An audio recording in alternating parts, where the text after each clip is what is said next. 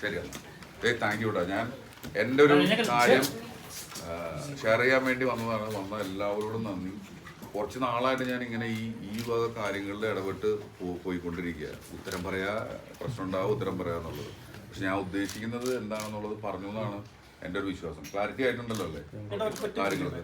ഇപ്പം ഈ ഇന്റർവ്യൂവിന് ശേഷം LJP ആയിട്ട് ബന്ധപ്പെടാൻ ശ്രമിച്ചിരുന്നു, അല്ലെങ്കിൽ നിങ്ങൾ അല്ലെങ്കിൽ സൗഹൃദം തുടരണമെന്ന് ചേട്ടൻ ആഗ്രഹിക്കുന്നുണ്ടായിരിക്കുമല്ലോ. അപ്പൊ LJP ആയിട്ടുള്ള ഒരു സൗഹൃദം ഇനിയും തുടരണം. ചേട്ടൻ തന്നെ ഓൾറെഡി പറഞ്ഞു ഒരു ശത്രുവായിട്ട് കാണാൻ താല്പര്യപ്പെടുന്നില്ലെന്ന്. അല്ല, എന്റെ ശത്രുവല്ല. ഇതിലിപ്പോ അവരൊരു കാര്യം പറഞ്ഞു, ഞാൻ എന്റെ കാര്യം പറയണം. അപ്പൊ ആ കാര്യം പറഞ്ഞപ്പോ എനിക്ക് മനസ്സിലായി എന്നോട് സൗഹൃദം ഇല്ല എന്നുള്ളത്.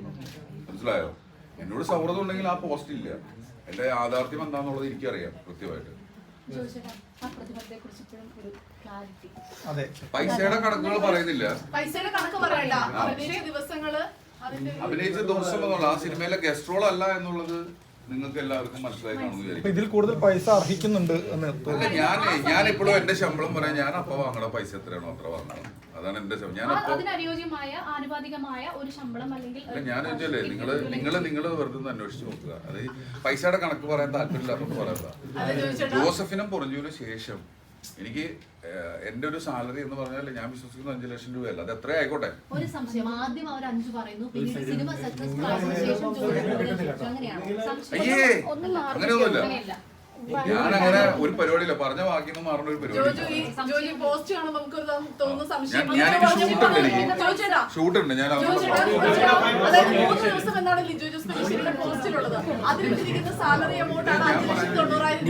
അപ്പോൾ നമുക്ക് എല്ലാവർക്കും സംശയം തോന്നുന്നു, നിർമ്മാതാക്കൾ ഇത്ര വലിയ പ്രതിസന്ധിയിൽ നിൽക്കുമ്പോൾ ഒരു നടൻ വന്ന് 3 ദിവസം അഭിനയിച്ചതിന് 6 ലക്ഷം രൂപയോളം സാലറി മേടിച്ച് പോകുമോ എന്നുള്ളതാണ്.